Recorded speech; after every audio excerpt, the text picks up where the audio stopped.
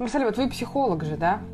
Скажите, какой самый опасный человек? Это тот, кто вылез из дерьма сам, без помощи родных, без помощи близких, который сам понял, что если не он, то никто не решит его проблемы. И когда он с этим справляется, ему уже не интересны люди, которые любят обвинять других, которые печалятся, переживают, которые накручивают себя. Он уже этим обожрался, потому что он понял, что в печали нет радости. Понимаете?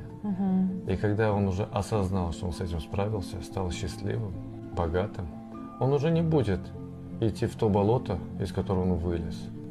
И самое страшное в нашем обществе, что мы опасных людей, самодостаточных людей боимся, потому что они просто независимы от общественного мнения, видят цель, не видят препятствий и учат это своих родных.